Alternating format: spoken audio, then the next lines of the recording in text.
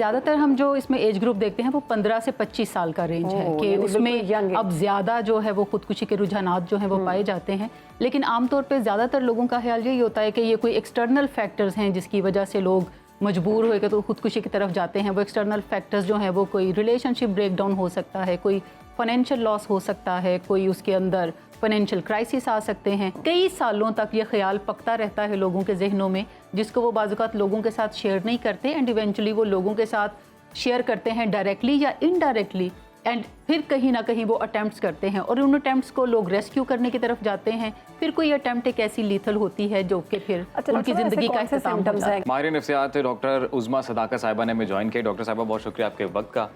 Doctor साहब, आज खुदकुशी का जो आलमी दिन है वो मनाया जा रहा है, इससे अवेयरनेस जो है वो कितनी ज़रूरी है और आपको क्या लगता है क्या सिचुएशन है इस मामले को, और ये केसेस क्यों बढ़ते जा रहे हैं?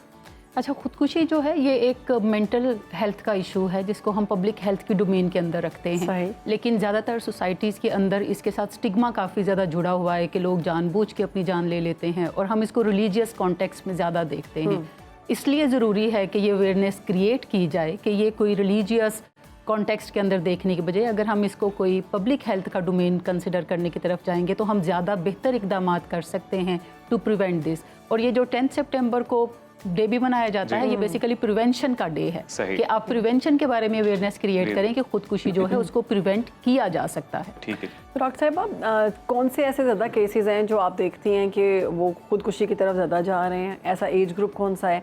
और ज़्यादा पाकिस्तान की अगर हम बात करें तो मसाइल क्या हैं? क्या फाइनेंशियल इश्यूज़ हैं या फिर घरेलू झगड़े भी इसमें शामिल हैं? तो ज़्यादातर हम जो इसमें एज ग्रुप देखते हैं वो 15 से 25 साल का रेंज है कि उसमें अब ज़्यादा जो है वो खुदकुशी के रुझानात जो हैं वो पाए जाते हैं। लेकिन आमतौर पे ज़्यादातर लोगों का ख्याल यही होता है कि ये कोई एक्सटर्नल फैक्टर्स हैं जिसकी वजह से लोग मजबूर होकर तो खुदकुशी की तरफ जाते हैं। वो एक्सटर्नल फैक्टर्स जो हैं वो कोई रिलेशनशिप ब्रेकडाउन हो सकता है, कोई फाइनेंशियल लॉस हो सकता है, कोई उसके अंदर फाइनेंशियल क्राइसिस आ सकते हैं या कोई और जो यानी डिफरेंट तरह के लॉसेस हैं हमारी ज़िंदगी में आ सकते हैं। लेकिन दर हकीकत समझने की बात यह है कि कोई भी शख्स जो है वो अपनी जान लेने का जो कस्द है वो किसी एक्सटर्नल रीजंस पे नहीं करता, ये उसके ब्रेन के अंदर ख्यालात जो हैं वो पैदा होने शुरू होते हैं। ये दिमागी मसला है, यानी खुदकुशी जो है ये दिमागी मसला है। लेकिन हम चूंकि जब कहीं पे सुसाइड हो जाती है तो हम रेट्रोस्पेक्टिवली देख रहे होते हैं कि क्या वजूहात थी जिस वजह से इस शख्स ने जो है वो खुदकुशी की तरफ गया,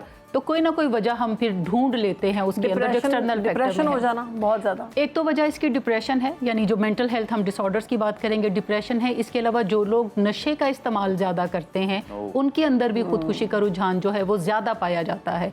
फिर कई ब्रेन डिसऑर्डर हैं जैसे बाइपोलर डिसऑर्डर है या बॉर्डरलाइन डिसऑर्डर है, इसमें मुब्तला जो अशखास हैं उनके अंदर भी खुदकुशी का रुझान जो है वो काफ़ी ज़्यादा पाया जाता है। लेकिन डॉक्टर साहब, अभी जैसे स्टैट्स कुछ फैक्ट जो है वो बताए, शहरबानों ने भी आदमियों की तादाद ज़्यादा है जो अपनी जान का खात्मा कर लेते हैं जल्दी। अच्छा, इसमें इंटरेस्टिंग फैक्ट ये है कि ख़वातीन जो हैं वो ज़्यादा सुसाइड अटेम्प्ट करती हैं। अच्छा। लेकिन जिन लोगों की सुसाइड मुकम्मल होती है वो मर्द हज़रात ज़्यादा हैं, क्योंकि मर्द ज़्यादा लीथल वेज यूज़ करते हैं to commit suicide as compare to ख़वातीन के। ख़वातीन थोड़े कम लीथल वेज यूज़ करती हैं जिसकी वजह से वो ज़्यादा बचत उनकी हो जाती है। कोई भी जब एक सुसाइड कोई शख्स कर लेता है, अंजाम तक पहुँचता है, तो उसके पीछे कोई 20 अटेम्प्ट्स वो टाइम एंड अगेन कर चुका होता है, तब कोई एक खुदकुशी जाके तकमील तक पहुंचती है। ऐसा नहीं है कि कोई पहली दफ़ा थॉट आई और उसने पहली अटेम्प्ट की और फिर उसने कर ली। कई सालों तक ये ख्याल पकता रहता है लोगों के जहनों में, जिसको वो बाज़-औक़ात लोगों के साथ शेयर नहीं करते एंड इवेंचुअली वो लोगों के साथ शेयर करते हैं डायरेक्टली या इनडायरेक्टली, एंड फिर कहीं ना कहीं वो अटैम्प्ट्स करते हैं और उन अटैम्प्ट्स को लोग रेस्क्यू करने की तरफ जाते हैं। फिर कोई अटैम्प्ट एक ऐसी लीथल होती है जो कि फिर उनकी ज़िंदगी का इख्तिताम हो जाता है। कि आपका पार्टनर या आपका फैमिली मेम्बर आप देख रहे हैं कि वो इस तरफ जा रहा है डिप्रेशन की तरफ, और खुदा न ख्वास्ता वो इस तरफ भी जा सकता है सुसाइड। अच्छा, आमतौर पे जो सुसाइड लोग कमिट करते हैं उनके कई साइंस हमें नज़र आते हैं जिसको हम फिगर आउट अगर कर लें या हमें पता हो तो हम उसको प्रिवेंट कर सकते हैं। ज़्यादातर साइंस ये जो हैं खुदकुशी किसी शख्स के करने से ये डिप्रेशन से मिलते जुलते हैं। यानी अगर किसी शख्स के वेट में सिग्निफिकेंट गेन या लॉस नज़र आता है तो ये एक साइन हो सकता है। मूड जो है उसका डाउन बहुत रहता है, क्राइंग स्पेल्स हैं, या वो आइसोलेशन में रहता है या लोगों के साथ मिलना जुलना वो पसंद नहीं करता और कमरे में बंद रहता है, किसी फैमिली गैदरिंग में वो जाना नहीं चाहता। बाज़-औक़ात एक सटल साइन ये भी आपको नज़र आता है कि ऐसा शख्स जो खुदकुशी का ख्याल जिसके जहन में पक रहा है, तो वो अपनी पोजेशंस जो है वो लोगों में बांटना शुरू कर देगा, एज़ इफ़ कि अब उसको ज़रूरत नहीं, या वो इस तरह की बातचीत करता नज़र आएगा कि मैं तो अब किसी और ही सफ़र के ऊपर हूँ, या मैं अपनी ज़िंदगी में कुछ ऐसी चीज़ों की तरफ बढ़ रहा हूँ जो कि मैं आपके साथ शेयर नहीं कर सकता, या फिर सब खत्म हो गया है, या सब खत्म हो गया। ये विजिबल साइन है, यानी ये सटल नहीं है कि इस ज़िंदगी का कोई फ़ायदा नहीं है, इस ज़िंदगी से तो मौत बेहतर है, ऐसे जीने से तो मर जाना ज़्यादा बेहतर है। ये विजिबल साइन है।